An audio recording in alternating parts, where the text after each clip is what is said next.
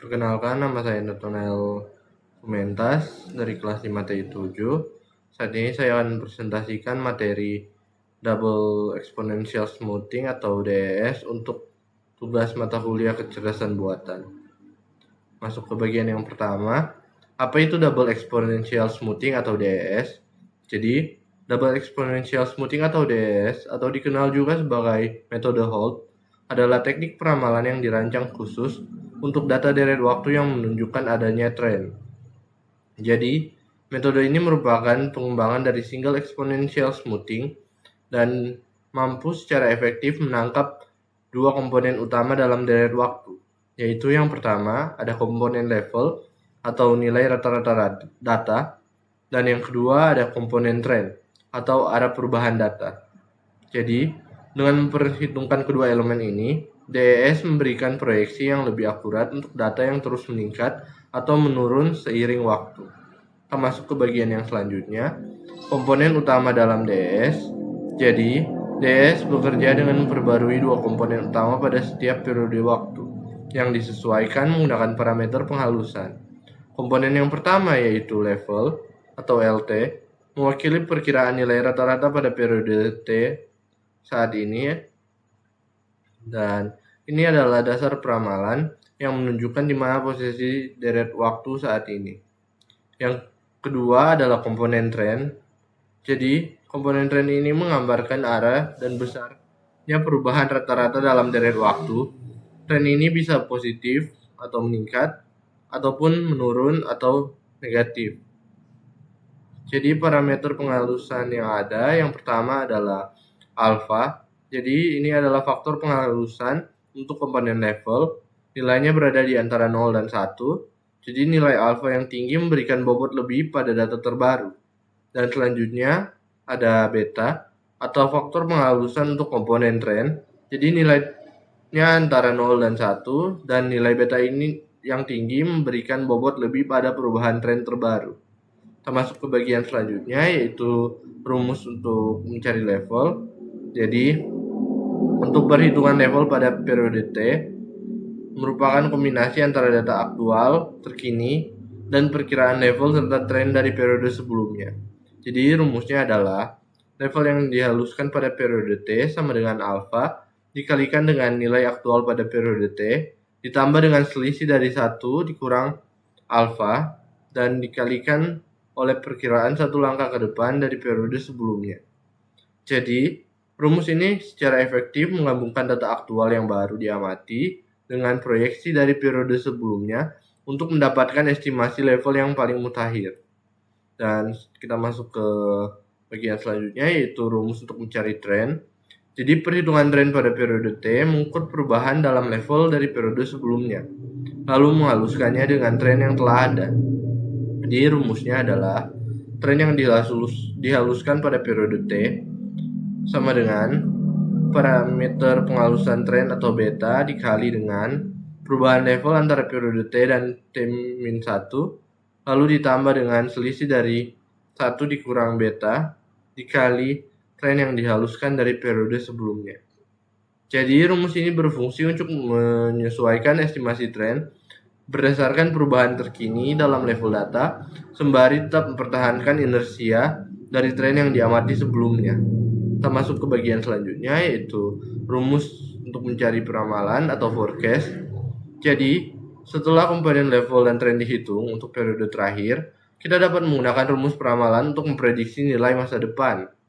Di rumusnya, nilai yang diramalkan untuk M periode ke depan dari periode T sama dengan level yang dihaluskan pada periode terakhir ditambah dengan jumlah periode yang ingin diramalkan ke depan dikali dengan tren yang dihaluskan pada periode terakhir.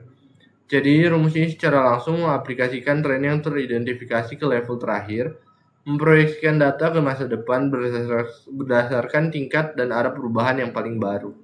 Kita masuk ke bagian selanjutnya, yaitu contoh data dan inisialisasi.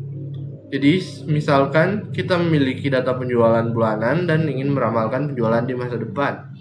Kita memiliki data aktual berupa periode pertama yaitu 200, periode kedua yaitu 210, periode ketiga yaitu 220, dan Dari data ini kita dapat melihat pola tren yang jelas meningkat. Dan untuk parameternya yang pertama yaitu alfa sama dengan 0,5 dan beta sama dengan 0,4. Jadi inisialisasi atau periode pertama, L1 sama dengan 200 atau nilai aktual pertama, dan T1 sama dengan 10 atau perubahan awal, yaitu dari periode 1 ke periode 2. Kita masuk ke proses penghitungan langkah demi langkah. Jadi menggunakan data inisialisasi dari slide sebelumnya, kita akan menghitung level, trend, dan prediksi atau forecast untuk beberapa periode berikutnya. Jadi seperti yang terlihat di slide, seperti inilah cara menghitungnya. Yang pertama kita menghitung level, lalu yang kedua kita menghitung trend, dan yang ketiga kita akan menghitung peramalan atau F dari hasil L dan T yang sudah ada. Jadi dengan nilai aktual Y3 sama dengan 220, terlihat bahwa forecast F3 sama dengan 220 atau cukup akurat. Kita masuk ke bagian selanjutnya yaitu kelebihan dan kekurangan DES atau Double Exponential Smoothing.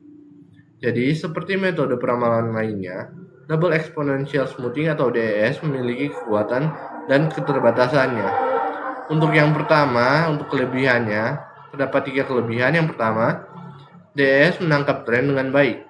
Jadi, desainnya secara inherent memperhitungkan komponen tren, sehingga sangat cocok untuk data yang terus naik atau turun.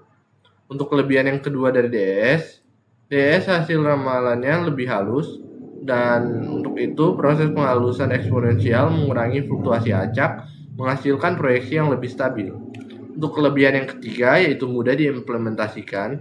Jadi DES formulanya relatif sederhana dan mudah diterapkan, bahkan tanpa perangkat lunak statistik yang canggih. Kita masuk ke kekurangan dari DES. Jadi kekurangan dari DES yang pertama, tidak cocok untuk data musiman. Jadi DES ini tidak memiliki komponen khusus untuk pola musiman, sehingga tidak efektif jika data memiliki siklus berulang. Kita masuk ke kekurangan yang kedua yaitu DES sensitif terhadap pemilihan alfa dan beta. Jadi, akurasi peramalan sangat tergantung pada pemilihan nilai parameter penghalusan yang optimal, sehingga pemilihan yang salah dapat menghasilkan ramalan yang buruk. Dan untuk kekurangan yang ketiga, perlu inisialisasi yang tepat. Jadi, dalam DES, nilai awal untuk level dan trend sangat mempengaruhi hasil ramalan awal. Dan inisialisasi ini yang tidak akurat dapat menggeser seluruh proyeksi. Kita masuk ke kesimpulan. Jadi, Double Exponential Smoothing atau DES adalah alat peramalan yang kuat dan relevan untuk berbagai aplikasi. Jadi DES ini sangat efektif untuk data dengan pola tren, menggunakan dua komponen yaitu level dan trend untuk meningkatkan akurasi. Selain itu, DES menjadi metode forecasting sederhana yang sering digunakan sebagai dasar sebelum beralih ke model AI atau machine learning yang lebih kompleks. Dan juga DES banyak dipakai di berbagai bidang, seperti di bisnis untuk peramalan penjualan atau inventaris, dan juga industri untuk produksi, dan juga analisis deret waktu lainnya. Jadi, pemahaman yang baik tentang Double Exponential Smoothing atau DES dapat memberikan landasan yang kuat dalam pengambilan keputusan berbasis data. Sekian presentasi saya tentang Double Exponential Smoothing pada saat ini. Terima kasih.